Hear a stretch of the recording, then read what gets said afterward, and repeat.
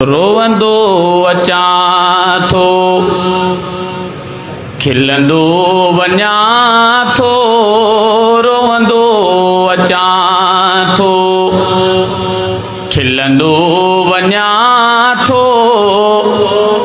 अल्लाह तो दर जॾहिं झुकां थो, रोवंदो अचां थो। खणी दुख थो अचां के, वठी सुख थो वञा के। खणी दुख थो अचां के, वठी सुख थो वञा के। सुडकी अचां थो, मुरकी वञा थो, रोवंदो अचां थो, खिलंदो वञा थो, रोवंदो अचां थो, खिलंदो वञा थो। अल्लाह तो दर जॾहिं झुकां थो, रोवंदो अचां थो। रहमान तू आ, सुबहान तू आ, हन्नान तू आ, मन्नान तू आ, हन्नान तू आ, मन्नान तू आ। जेको घुरां थो सो माणियां थो, जेको घुरां थो सो माणियां थो। अल्लाह तो दर जॾहिं झुकां थो, रोवंदो अचां थो, खिलंदो वञा थो, रोवंदो अचां थो।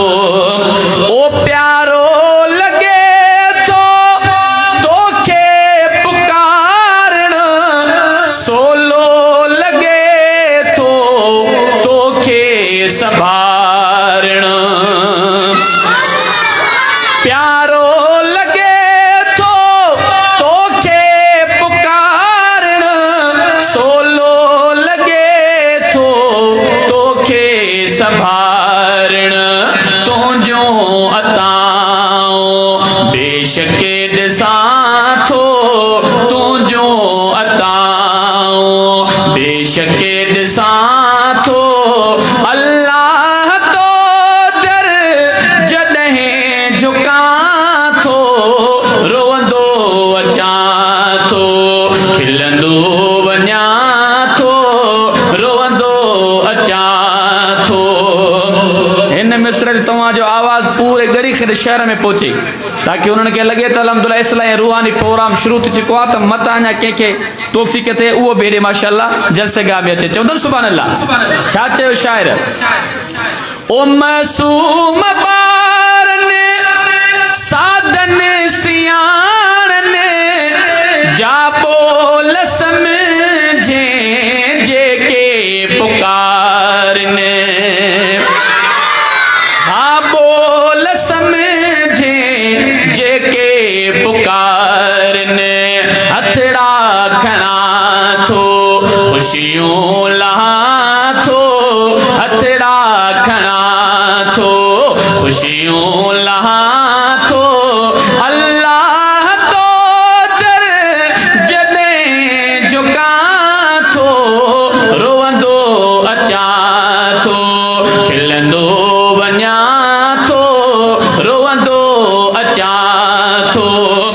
मुंहिंजा खुदाया हिन मुर्तज़ा जा गम कर सजाया, हिन मुर्तज़ा जा गम कर सजाया, हिन मुर्तज़ा जा।